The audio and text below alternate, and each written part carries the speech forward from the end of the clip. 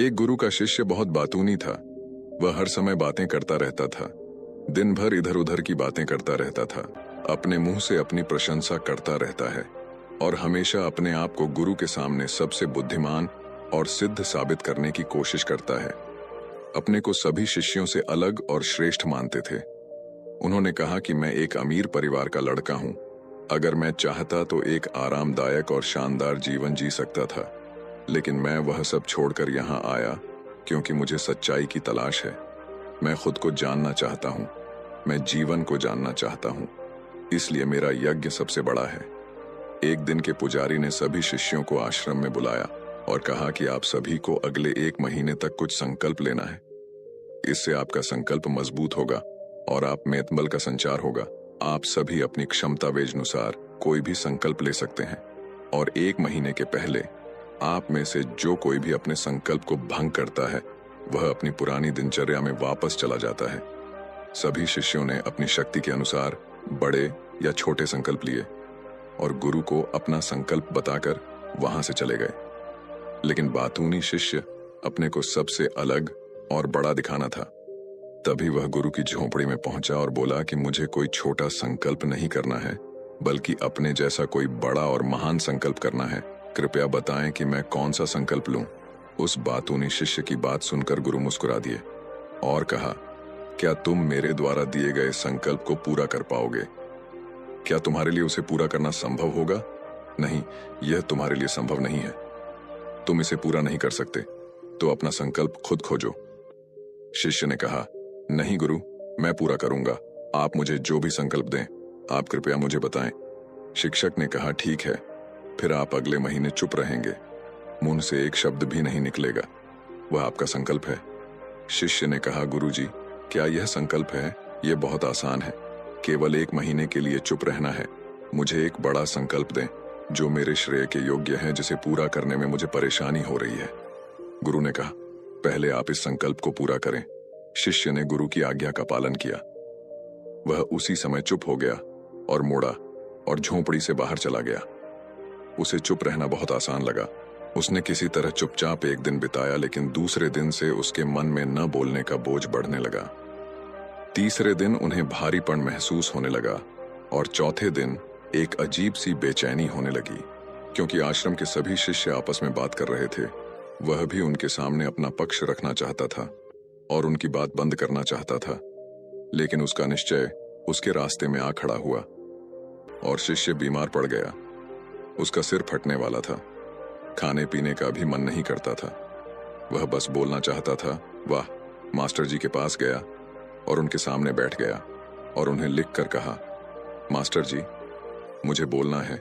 बिना कहे मुझे सांस नहीं आ रही है। मेरा दम घुट रहा है।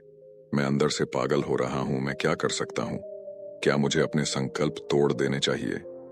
मास्टर जी यह पढ़कर मुस्कुराए और कहा कि संकल्प तो टूटने के लिए होते हैं, लेकिन जो व्रत को पूरा करता है वही अपने भीतर की शक्ति को बढ़ा सकता है, और जो अपनी आंतरिक शक्ति को बढ़ा लेता है वही जीवन के पथ पर आगे बढ़ता है। बुद्धि और जागृति संकल्प लेना आपके हाथ में था और उसे तोड़ना आपके ऊपर है। आपके अनेक सह शिष्य संकल्प तोड़कर अपनी दिनचर्या में लौट आए हैं। अगर आप ऐसा नहीं कर पा रहे हैं तो आप अपने संकल्प को तोड़ भी सकते हैं और अपनी पुरानी दिनचर्या में वापस जा सकते हैं। लेकिन याद रहे, अगर आज आप इस छोटे से संकल्प को संभाल नहीं पा रहे हैं तो बाकी जिंदगी कैसे संभालते हो? मुझे शक है बाकी फैसला पूरी तरह तुम्हारे हाथ में है। वैसे भी फैसला पूरी तरह तुम्हारे हाथ में वो बिना कुछ कहे वापस चले जाते थे और खुद को अपनी झोपड़ी में बंद कर लेते थे। झोपड़ी से बाहर आ जाते थे केवल अपने आवश्यक कार्यों के लिए। 15 दिन बीत चुके थे और के सभी छात्रों का संकल्प लगभग टूट चुका था, लेकिन उस बातूनी शिष्य का संकल्प अभी भी चल ही रहा था कि प्रतिज्ञा लेने के बाद से वह एक शब्द भी नहीं बोला। पूरा आश्रम हैरान था कि इतना बोलने वाला आदमी चुप कैसे हो गया। 15 दिन बाद वह अपने मालिक के पास गया और लिखित में कहा कि हे मालिक, मैं बाहर से चुप हूं, लेकिन मेरे अंदर कई आवाजें हैं। बहुत रोना और शिकायत है। मैं अंदर ही अंदर बात करता रहता हूं। मेरा मन तरह तरह के सवाल करता रहता है। बाहर से जितना शांत हूं, भीतर उतना ही कोलाहल है। मुझे संदेह है कि मेरा संकल्प अभी भी कायम है या नहीं। टाकियों की आपको बोलने की आदत है।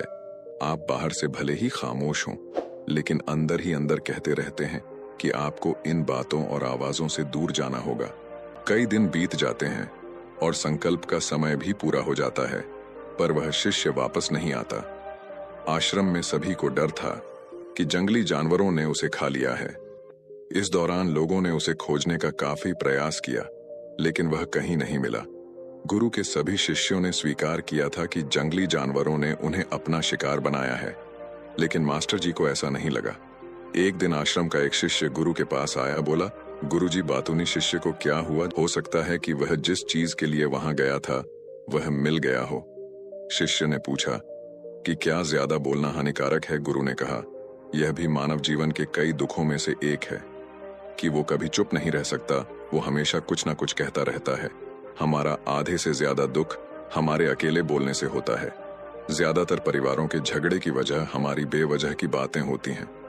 हम में से कोई भी चुप नहीं रहना चाहता। हम सिर्फ सामने वालों से कहना चाहते हैं जो कुछ भी हमारे मन में है। हम उसे समझाना चाहते हैं कि आप गलत हैं और मैं सही। कहां तक उचित है, क्योंकि दूसरा भी वही कर रहा है और इस तरह सब एक दूसरे का सड़ा गला सामान ले रहे हैं, तो समय के साथ साथ उन्हीं बातों की परतें गिनते रहते हैं और एक दूसरे को सुनाते रहते हैं। इस तरह सुनने सुनाने का यह काम जीवन भर चलता रहता है।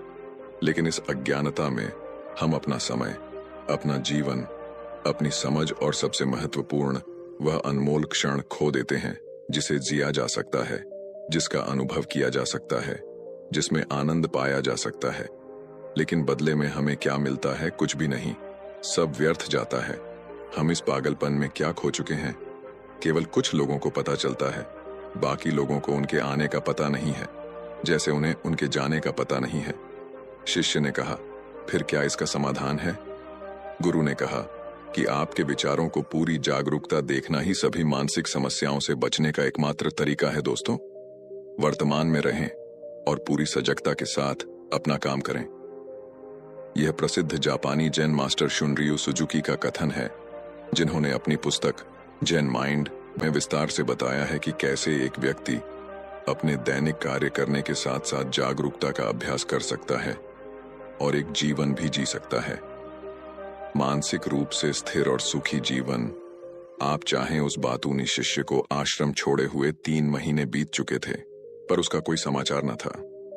अब तक सब सहशिष्य भी उसके लौटने की आशा छोड़ चुके थे। लेकिन एक दिन वह आश्रम लौट आता है। उसे देखकर सभी चकित और प्रसन्न हुए, लेकिन अब वह छोड़ने वालों में से नहीं था। वह कुछ और के रूप में वापस आया। उसमें एक अजीब परिवर्तन महसूस किया जा सकता था। उसके चेहरे पर एक अजीब सा भाव था और उसकी आंखों में बड़ा सुकून था। आश्रम में आते ही सभी शिष्यों ने उन्हें चारों ओर से घेर लिया और बात करने लगा। उसने अपने भाइयों से भी बात करना शुरू कर दिया। जितने भी शिष्य उससे बात करते थे, उन्हें लगता था कि वह पहले की तरह बड़बोले और बातूनी नहीं थे। उनके मुख से निकला एक एक शब्द बड़े ही मधुर और ध्यान से निकला। कुछ देर दूसरे शिष्यों से बातें करने के बाद वह गुरु के पास गया। उसने गुरु के पैर छुए और कहा, गुरुजी, क्या मैं अब भी हूं? क्या मेरा संकल्प भी जारी है? गुरु ने कुछ देर तक शिष्य की आंखों में गौर से देखा और कहा, हाँ, तुम अब भी चुप हो। आपके मुंह से एक भी शब्द नहीं निकल रहा है और आपका संकल्प अभी भी कायम है। टी रोक, इसलिए मैं और गहरे जंगल में चला गया। होमे पे कि मुझे वहां शांति मिलेगी और मेरे मन में चहकना कम हो जाएगा। लेकिन मैं जितना एकांत में गया, मेरे अंदर की आवाज तेज होती गई। मुझे अपने अंदर की पुरानी आवाजें सुनाई देने लगीं। तब मुझे एहसास हुआ कि मैं कितना गलत था जब मैं बुरा कहता था अपने परिवार के सदस्यों, दोस्तों और सहशिष्यों को बातें। इसलिए उस समय मैंने सोचा कि मैं सही था। जब मैं गुरु भाइयों की चुगली करता था और उनका मजाक उड़ाता था, तब भी मुझे लगता था कि मैं उनसे बेहतर हूं और मैं सही कर रहा है। लेकिन उस दिन मुझे पहली बार लगा कि मैं कितना गलत हूं। बहुत देर तक ये आवाजें, ये शिकायतें मेरे अंदर चलती रहीं। लेकिन धीरे धीरे मेरे अंदर से ये सारी आवाज चली गई। अब मैं अंदर से भी खामोश हूं। उस घने जंगल में बाहर से बोलने वाला नहीं था और भीतर कोई आवाज नहीं बची थी। उस दिन पहली बार मुझे मौन का सही अर्थ समझ में आया। कितनी शांति थी मेरे आसपास। हालांकि अभी भी कुछ आवाजें थीं जो पहले आती थीं, लेकिन मैं उन्हें नहीं सुन सकता था। लेकिन अब मैं उन सभी आवाजों को स्पष्ट रूप से सुन सकता था, जो हवा की आवाज, पक्षियों के चहकने की आवाज, बहते पानी की आवाज, भौरों की गुनगुनाहट की आवाज। मैंने पहली बार पूरे होश में सुनी। मैंने अपने आसपास इतनी शांति कभी महसूस नहीं की। आप पहली बार हैं जब मैंने शांति भंग करने के लिए अपने मुंह से एक शब्द निकाला है। मैं चिल्लाया, लेकिन मेरे चिल्लाने पर भी कि शांति भंग नहीं हुई। सब कुछ वैसा ही है जैसा बाहर पहले भी सन्नाटा था और अंदर भी। हे मालिक, मैंने अपने गुरु भाइयों से बात की, मैंने आपसे बात की। मैं बोल रहा हूं, मैं चल रहा हूं, मैं सब कुछ देख रहा हूं, लेकिन मैं अंदर से बिल्कुल अकेला हूं। मैं चुप हूं, भीड़ में भी हूं। मैं अकेला हूं और अंदर से अकेला हूं। मैं तब भी अकेला हूं जब मैं अपने आप में शोर मचाना चाहता हूं। अब सब कुछ दिखाई देता है, सब कुछ सुना जाता है। गुरु ने कहा, जब तक बाहर बातें करते रहेंगे, भीतर अशांति होगी। जिस दिन हम अपने भीतर की ओर मुड़ेंगे, तो हमारे मुंह से जो भी निकलेगा हम शांत रहेंगे। दुनिया में जितनी भी बुराइयां हैं, वे ज्यादातर हमारे बोलने से ही पैदा होती हैं, क्योंकि हम चुप नहीं रहना चाहते।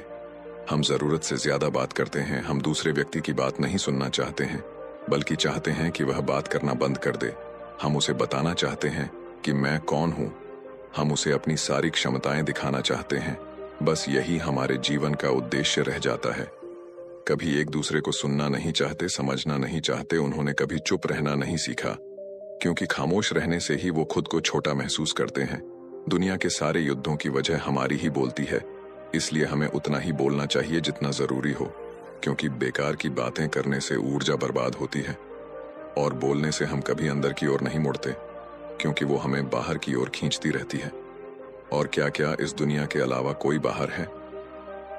लेकिन अगर हम अपने भीतर की दुनिया की ओर मुड़ना चाहते हैं, तो इस मुंह को बंद रखना चाहिए। इसलिए जो सभी प्रबुद्ध हो गए हैं, एकांत की ओर भागा, ताकि उन्हें ज्यादा ना बोलना पड़े, ना ज्यादा सुनना पड़े। वे अकेले रहें और शांत रहें, ताकि वे आसानी से भीतर की यात्रा कर सकें। लेकिन कोई चाहे तो इस दुनिया में रहकर भी एकांत में रह सकता है, शांत रह सकते हैं, लेकिन इसके लिए उन्होंने अपनी ऊर्जा बचाई होगी, जिसे वे व्यर्थ की बातों में बर्बाद कर रहे थे।